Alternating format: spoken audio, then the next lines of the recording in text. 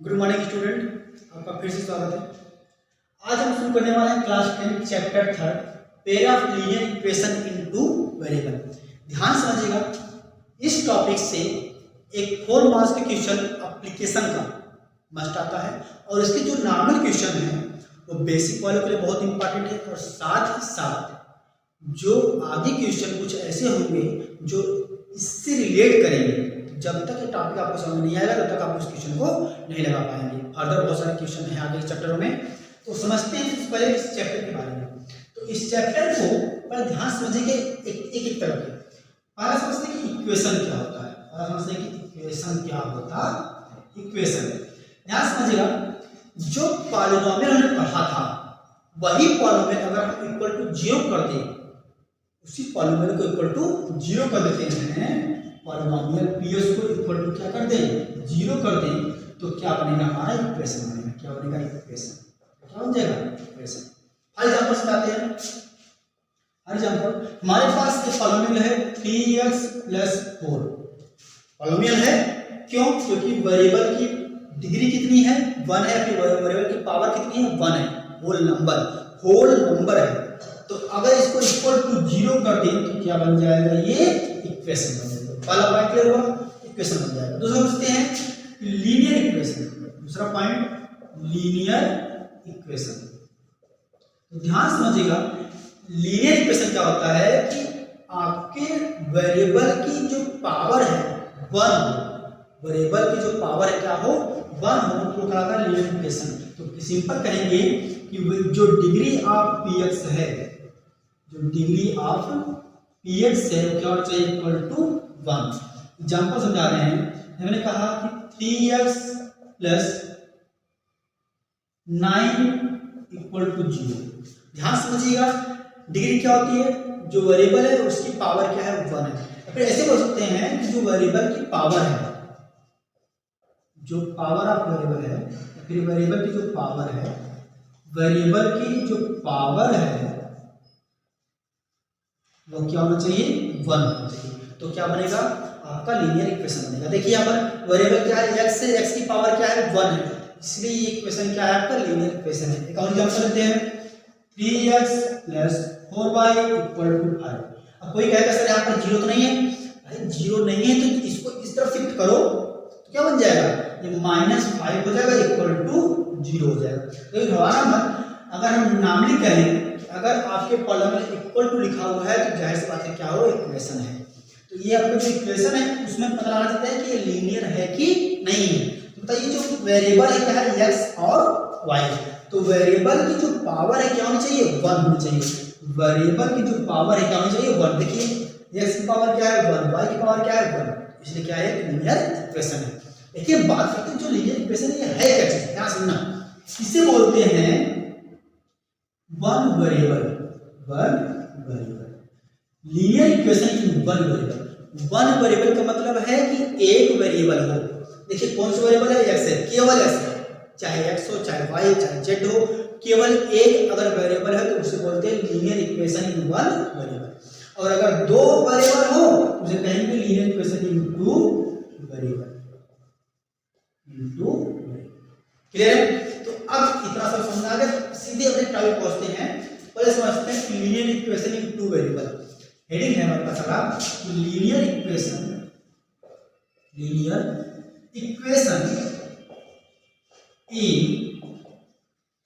2 variable. ध्यान समझिएगा, आपको एग्जांपल समझ आ गया कि आपके जो लीनियर इक्वेशन है उसमें वेरिएबल कितने होंगे 2 होंगे। इसका जनरल फॉर्म हम लिख रहे हैं, तो जनरल फॉर्म होता है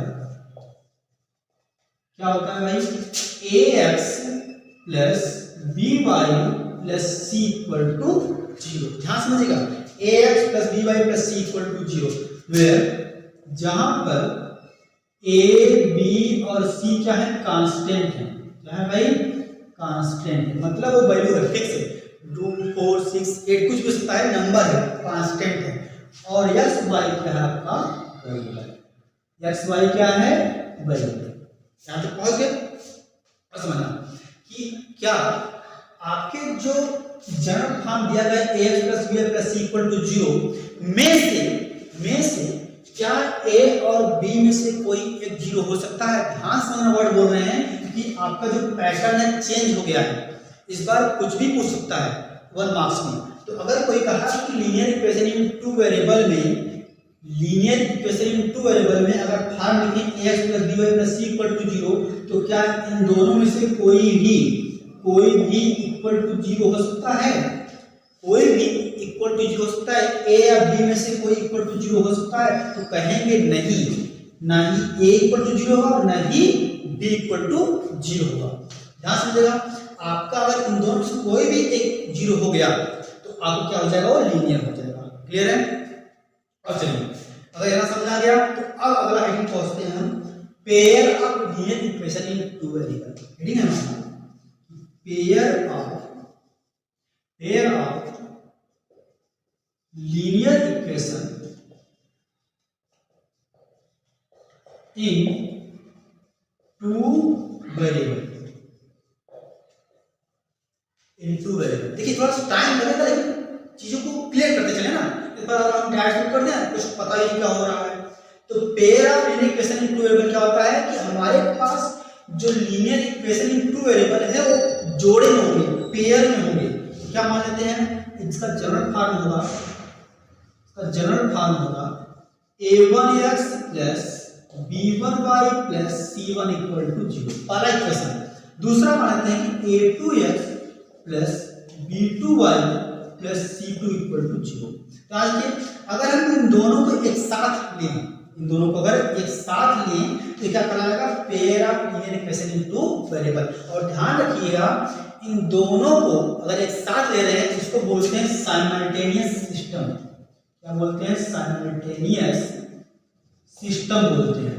ध्यान रखिएगा, ऐसा लीनियर इक्वेशन जिनको अगर साइमल्टेनियस बोल रहे हैं तो इसका मतलब उसमें क्या है? एक के बाद एक दो लिए गए हैं लगातार, इसे बोलते हैं साइमल्टेनियस इक्वेशन। एक के बाद 3 ले तब भी साइमल्टेनियस इक्वेशन ही है। तो आपका जो pair of linear equation in two variable है, कैसे लेंगे? इस फॉर्म में, दोनों एक साथ लेंगे। ध्यान रखिएगा, अगर दो इक्वेशन मिल रहे हैं आपको और दोनों क्या है? आपके लीनियर इक्वेशन है, उसको बोलेंगे साइमल्टेनियस सिस्टम या फिर pair of linear equation in two variable. यहाँ तो बात क्लियर है। अब अपने टॉपिक पहुंचते हैं जो सबसे इंपॉर्टेंट है, सॉल्यूशन ऑफ लीनियर इक्वेशन। हमें पूरे टॉपिक में बस यही बात करनी है, तो इसे नोट कर लीजिए, फिर शुरू करते हैं।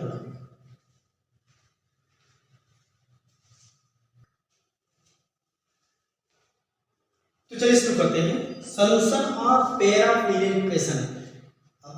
कोई मत बोलना सर आप तो लीनियर इक्वेशन पढ़ा रहे हैं, अभी पढ़ा रहे थे pair of linear equation in two variable, तो घर जाके शिकार मत करने लग जाना कि सर उल्टा पुल्टा पढ़ा रहे हैं हमारा। जब इस पूरे चैप्टर में हम हमेशा pair of linear equation in two variable की ही बात करेंगे, भले हम पेयर ऑफ लीनियर इक्वेशन ही क्यों लिख दें। ध्यान रखिएगा, हम बात करने वाले हैं solution of pair of linear equation. तो हमारे पास पेयर ऑफ लीनियर इक्वेशन का याद करो, पेयर ऑफ लीनियर इक्वेशन था a1x + b1y + c1 = 0 और a2x + b2y + c2 = 0। ध्यान समझिएगा, इन दोनों को एक साथ लेंगे तभी पेयर बनेगा। अब बात करते हैं एप्लीकेशन। हमारे पास solution of pair of linear equation, तो सॉल्यूशन का मतलब आपको सॉल्व करना नहीं है, सॉल्यूशन का मतलब है x और y की वैल्यू, वेरिएबल की वैल्यू। ध्यान समझना। तो यहाँ ध्यान से, ये पूरे इक्वेशन में एक चीज कॉमन है, x यहाँ भी है और x यहाँ भी, मतलब जो वेरिएबल ऊपर वाले इक्वेशन में है वही वेरिएबल कहाँ है? नीचे वाले इक्वेशन में। जो वेरिएबल ऊपर वाले इक्वेशन में है वही वेरिएबल कहाँ है? नीचे वाले इक्वेशन में है। तो इसका मतलब कि x y की कोई वैल्यू ऐसी होगी जो ऊपर भी होगा और नीचे भी होगा। ध्यान समझिएगा, x y की कोई एक ऐसी वैल्यू होगी जो ऊपर भी होगा और नीचे भी होगा। तो सॉल्यूशन क्या होता है? सॉल्यूशन बोल रहे हैं, सॉल्यूशन क्या होता है? Value of x and y, या फिर इसको बोलते हैं ऐसे x, y, मतलब pair of value of x and y which satisfy both equation। Satisfy का मतलब है कि जब हम x y की वैल्यू इन दोनों इक्वेशन में रखें तो left hand side equal to क्या आ जाए, राइट हैंड साइड। ध्यान रखना सेटिस्फाई का मीनिंग क्या होता है कि जब हम x और y की वैल्यू कहाँ रखें, दोनों इक्वेशन में रखें तो आपका लेफ्ट हैंड साइड और राइट हैंड साइड क्या आना चाहिए, इक्वल आना चाहिए। क्लियर है ना? तो जब अगर ये बात समझ में आ गई तो एक छोटा सा एग्जांपल ले रहे हैं। एग्जांपल हमारे पास है तो कह रहा है चेक करो, check whether x equal to 1 and y equal to 2। देखिए इस चीज को जो हमने लिखा है इसको हम ऐसे लिख सकते हैं, ऐसे लिख सकते हैं कि 1, 2 ऐसे लिख सकते हैं। x equal to 1 and y equal to 2, x equal to 1 and y equal to 2 is solution of following equation. जो नीचे इक्वेशन दिए गए हैं उनका ये सॉल्यूशन है कि इक्वेशन क्या है, x plus y equal to 3 and x minus 2x minus y equal to 0। यहां समझिएगा इक्वेशन है, बिल्कुल है, टू वेरिएबल है, हाँ है क्योंकि दो वेरिएबल कौन से x और y है। अब कह रहा है कि चेक करो कि जो दोनों पॉइंट दिए गए हैं इन इक्वेशन के सॉल्यूशन है कि नहीं है, इन इक्वेशन के सॉल्यूशन है कि नहीं है। तो ऊपर क्या होगा कि value of x y which satisfy both equation. X y की वह वैल्यू जो दोनों इक्वेशन में रखने पर सेटिस्फाई कर दे, मतलब लेफ्ट और राइट इक्वल आ जाए, उसी को बोलते हैं हम लोग क्या, सॉल्यूशन ऑफ इक्वेशन बोलते हैं। चलिए आंसर चेक करते हैं। आंसर चेक करेंगे, देखिए सॉल्यूशन है वो आपका आंसर होता है, इसको हम सॉल्व कर रहे हैं, तो सॉल्व करने जा रहे हैं। तो बोलेंगे पहला पार्ट कि वैल्यू आपका है x equal to 1 and y equal to 2, तो कहेंगे add x equal to 1 and y equal to 2। इसी चीज को हमने बताया कैसे लिखेंगे, ऐड 1, 2 भी लिखेंगे। पहले बोलते हैं x और दूसरे को बोलते हैं y। Value add x equal to 1 and y equal to 2। Equation क्या है, पहला इस्तेमाल करते हैं फर्स्ट और इस्तेमाल करते हैं सेकंड। पहला क्या है, x plus y equal to 3। बराबर कीजिए x की जगह पर in the place of x की जगह पर क्या रखेंगे 1 और y की जगह पर क्या रखेंगे 2 प्लस 2 इक्वल टू 3। तो 1 प्लस 2 क्या होगा 3 इक्वल टू 3। देखिए लेफ्ट और राइट इक्वल आ गया, लेफ्ट और राइट क्या गया इक्वल आ गया, तो इसका मतलब x इक्वल टू 1 और y इक्वल टू 2 पहले इक्वेशन का क्या है, सॉल्यूशन है। लेकिन आपका जो दोनों कर रहा है ना, तो इसका मतलब दोनों को सेटिस्फाई करना चाहिए। तो सेकंड पार्ट से करेंगे, तो कहेंगे add x equal to 1 and y equal to 2। Clear है? तो वैल्यू क्या है हमारा 2x minus y equal to 0। Left रखिए 2 into x value 1, 2 into 1 minus y value 2 equal to 0। तो 2 into 2 माइनस 2 0 इक्वल टू 0। तो लेफ्ट राइट इक्वल आ गया, तो कहेंगे hence x equal to 1 and y equal to 2 is the solution of equation। क्या है, equation का solution है। Clear है? कोई पूछ सकता है सर अगर हमारा ये इक्वल हो जाए, ये इक्वल ना हो, ये इक्वल हो जाए, ये इक्वल ना हो, दोनों अगर दोनों सेटिस्फाई कर रहा है तो equation of solution of equation होगा। अगर दोनों में से कोई एक नहीं कर रहा है या फिर दोनों नहीं कर रहे हैं तो is not solution of equation, तो सॉल्यूशन ऑफ इक्वेशन नहीं होगा। यहां तक समझ आ गया? इतना नोट कीजिए, फिर समझ लीजिए अगर x y की वैल्यू दोनों इक्वेशन को सेटिस्फाई कर रहा है तो ये सॉल्यूशन कहलाएगा, नहीं तो नहीं कहलाएगा। इसके बाद चर्चा करते हैं हम कंसिस्टेंट सॉल्यूशन की और इनकंसिस्टेंट सॉल्यूशन की। तो हमारा अगला हेडिंग है कंसिस्टेंट सॉल्यूशन एंड इनकंसिस्टेंट। हमारा हेडिंग है कंसिस्टेंट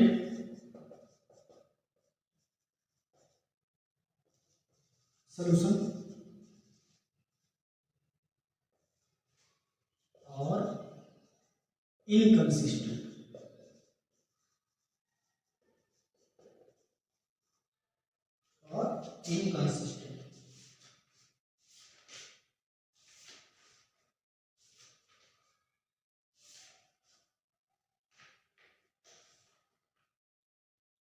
ध्यान समझते हैं कंसिस्टेंट और इनकंसिस्टेंट। तो ध्यान समझना, कहेंगे इनकंसिस्टेंट क्या होता है, सिस्टम कर सकते हैं इनकंसिस्टेंट सिस्टम और कंसिस्टेंट सिस्टम। जो हमारे पास इक्वेशन है, जो दोनों इक्वेशन है, कौन कौन सी इक्वेशन है बच्चा कि a1x plus b1y plus c1 equal to 0, a2x plus b2y plus c2 equal to 0। दोनों इक्वेशन है। अगर कंसिस्टेंट कहलाएगा, वो सिस्टम कंसिस्टेंट कहलाएगा इफ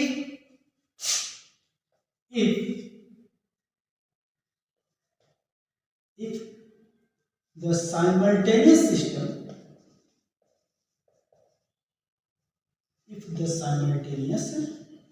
system contain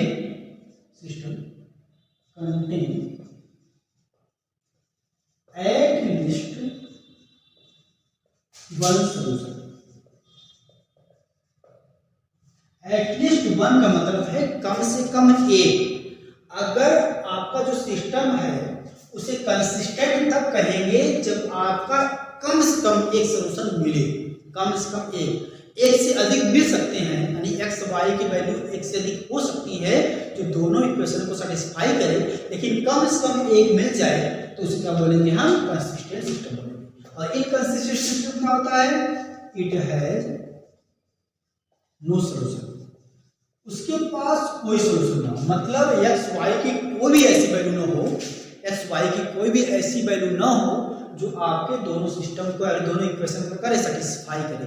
तो इनकंसिस्टेंट क्या होता है कि कोई सॉल्यूशन ना हो, और कंसिस्टेंट क्या होता है कि कम से कम एक सॉल्यूशन जरूर मिले। एक से अधिक मिल सकते हैं लेकिन कम से कम क्या मिले, एक मिले। ये पॉइंट नोट कीजिए। फिर आगे बढ़ते हैं मेथड टू रिप्रेजेंट, क्या पढ़ेंगे, method to represent finding solution.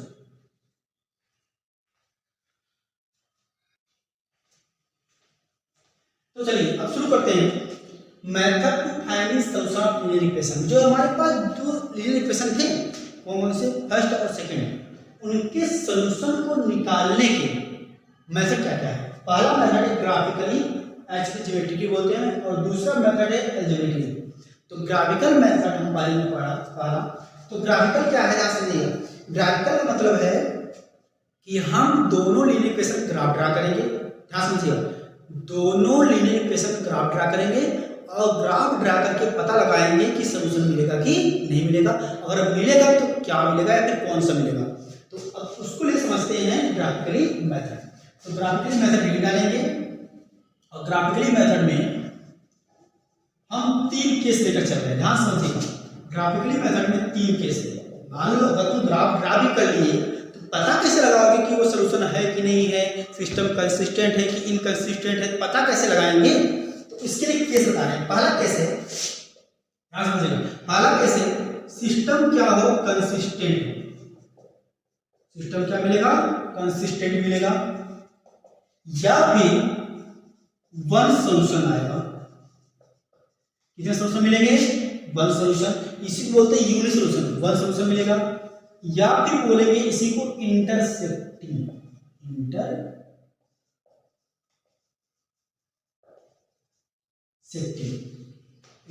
Line. तो अब तीनों का मीनिंग क्या समझिए।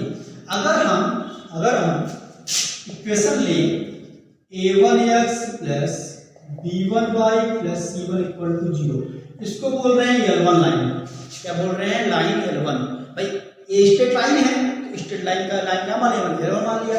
दूसरा इक्वेशन क्या है, a2x plus b2y plus c2 equal to 0, इसको क्या मान ले रहे हैं, L2। तो कहा गया कि पहले केस में जब आप ग्राफ ड्रा करोगे और ग्राफ कैसा हो, एक दूसरे को इंटरसेक्ट करे, कुछ ऐसा, एक दूसरे क्या करे, इंटरसेक्ट करे। इंटरसेक्ट मतलब काटना होता है। अगर एक दूसरे को काट रहा है ग्राफ तो 3 चीज होगी, ध्यान समझिएगा, 3 चीज। पहली इंटरसेक्टिंग हो रही है, दूसरी अगर इंटरसेक्टिंग हो रही है तो क्या कहेंगे उसको, वन सॉल्यूशन मिलेगा। जहां पर पॉइंट कट करता है वहीं क्या होता है, वन सॉल्यूशन, वहीं पर क्या होगा, उसका सॉल्यूशन होगा। दूसरी चीज वही। तीसरी, अगर इंटरसेक्टिंग हो रही है तो क्या होगा, सिस्टम क्या होगा, कंसिस्टेंट होगा। सिस्टम क्या होगा, कंसिस्टेंट। क्योंकि कंसिस्टेंट में अभी मैंने पढ़ा कि कंसिस्टेंट सिस्टम क्या होता है कि जब आपके सिस्टम का कम से कम एटलीस्ट वन सोल्यूशन मिल जाए। अगर एटलीस्ट वन सोल्यूशन मिल रहा है तो सिस्टम क्या होगा, कंसिस्टेंट। हालांकि समझा गया कि अगर हम ग्राफ ड्रा कर लेंगे ग्राफ पेपर पर और देखें कि लाइन जो कट कर रहा है तो क्या होगा, सोल्यूशन होगा, और जहां कट कर रहा है वहीं क्या मिलेगा, हमारा सोल्यूशन होगा। क्लियर। दूसरा केस दूसरा केस दूसरा केस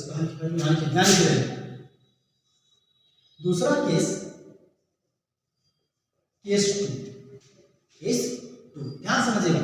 केस टू कर रहे हैं कंसिस्टेंट क्या हो, कंसिस्टेंट हो, या फिर उसको कहेंगे मेनी सोल्यूशन।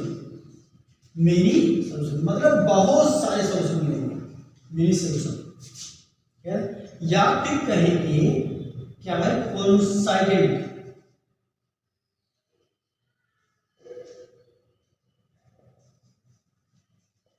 कोइंसाइड करना, कोइंसाइड का मतलब होता है, कोइंसाइड का मीनिंग होता है कि एक लाइन जाए उसी के ऊपर एक और चली जाए।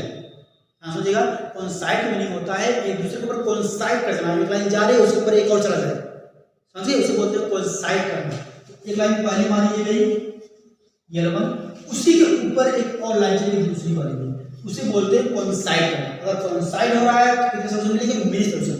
यहाँ समझिए, यहाँ पर क्या था कि जहां कट कर रहा था वहां सोल्यूशन मिल रहा था, जहां कट कर रहा था या जहां इंटरसेक्ट कर रहा था वहां सोल्यूशन मिल रहा था। लेकिन देखिए जरा, यहाँ पर बहुत सारे ऐसे पॉइंट हैं जो बार बार कट कर रहा है, तो इसका मतलब कैसे होंगे, मेनी होंगे, और सोल्यूशन अगर मिल रहा है तो क्या होगा, कंसिस्टेंट होगा। केस टू समझ आ गया। केस थर्ड मेनी सोल्यूशन, इसे लिख दे रहे हैं केस थर्ड। केस थर्ड का रहा है आपका जो सिस्टम है क्या हो, इनकंसिस्टेंट हो। सिस्टम क्या हो भाई, इनकंसिस्टेंट, या फिर कहेंगे नो सोल्यूशन। जाहिर सी बात है, जब इनकंसिस्टेंट है सोल्यूशन मिलेगा नहीं मिलेगा। तीसरी पॉइंट जो आप खुद सोच सकते हो, जब इंटरसेक्ट कर रहा है, जब इंटरसेक्ट कर रहा है तभी सोल्यूशन मिल रहा है। जब इंटरसेक्ट कर रहा है तभी सोल्यूशन मिल रहा है, तो इसका मतलब नो सोल्यूशन केस क्या होगा, इंटरसेक्ट ना करे। तो सोचो जरा कि दो लाइन अगर एक दूसरे को इंटरसेक्ट नहीं कर रही है तो उसे क्या कहेंगे, पैरेलल लाइन। क्या कहेंगे, पैरेलल। तो इसका मतलब लाइन क्या जाएगा, पहला L1 और दूसरा L2, नो सोल्यूशन आएगा। तो ग्राफ ड्रा करेंगे और इनसे पता लगाएंगे कौन सा ग्राफ मैच कर रहा है। अगर एक बार इंटरसेक्ट हो रहा है तो कहीं कंसिस्टेंट है या फिर वन सोल्यूशन है। अगर उसी पर जा रहा है तो कहीं कंसिस्टेंट तो है ही, साथ साथ मेनी सोल्यूशन है। अगर ग्राफ पैरेलल जा रहा है तो कहीं इनकंसिस्टेंट, नो सोल्यूशन। क्लियर है। तो अब इसी पर हम अगले वीडियो लेक्चर में क्वेश्चन पर चर्चा करेंगे, कैसे हम ग्राफ बनाएंगे और ग्राफ बनाने के बाद कैसे हम पता लगाएंगे सोल्यूशन है कि नहीं है, कंसिस्टेंट है कि इनकंसिस्टेंट है। बहुत ही इंपॉर्टेंट टॉपिक्स है। तो इतना आपका बेसिक क्लियर हुआ, इसे नोट कर लीजिए अच्छे से, फिर अगले वीडियो लेक्चर में मिलते हैं।